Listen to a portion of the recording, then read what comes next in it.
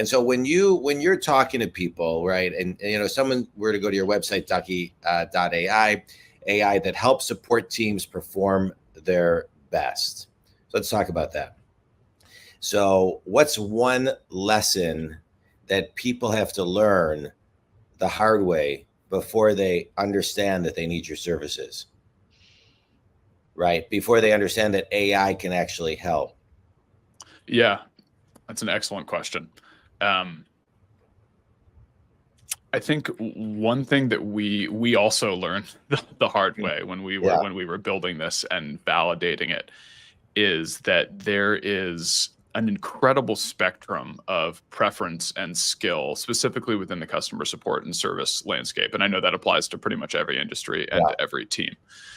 The reason that I say this right now is that there are different things that our software does. And I'll just give a very quick high level. It's like, one is it connects to valuable information within your business that's on Slack, Notion, Airtable, Asana, right? Really any data source. And it finds, based off of what a customer has written into you about, it will find relevant information within your business to help you understand what's going on and solve a problem faster. Another thing that we do pretty well is generate replies that a customer support person could use to respond to a customer with. And I think very often when people look at a software solution, they think like, okay, cool. Do I need all of this? And what is the one thing that it does? But what we learned the hard way, and I think what other customer support leaders, when talking about our software, and probably a lot of other AI customer support software, have had to face, is that you've got to look at pretty much like maybe each person on your team individually, maybe a little bit more eloquently said, like different buckets of skill level on your team differently. And the reason I went through what we do specifically is because we've found, and now I think some of our customers have also found, that more junior agents, they really benefit from generated replies, right? Like they don't necessarily know where to start, especially if it's an emotionally charged message. Like they just kind of freeze up and they don't know how to start writing a response. So Ducky's really good for that. On the flip side, more senior agents have been doing this for years. They have all the tribal knowledge and they're thinking, look, I don't really need an AI to help me write a response because I could do this in my sleep. But helping me find the relevant information in order to respond to a ticket is really, really important. And it saves me, 15, 20, 25 minutes on any given interaction. So again, it's all just a spectrum, and you can't think about it as a one size fits all solution, because you've got every company is different. And then very often you have every single person within a company also has different skills. And you need to have a solution that at least speaks to and benefits the majority of them in different ways, ideally. I'll tell you one thing that I think a skill set that is missing in most people, and I see this. I'm a business coach. I work with solopreneurs to Fortune companies, salespeople to CEOs, and everything in between.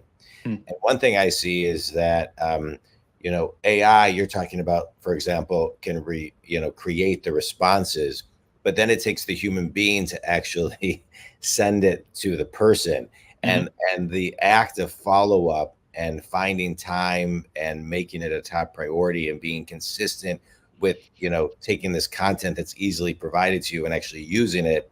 That to me is the hard part. That's the hard part for people. I talk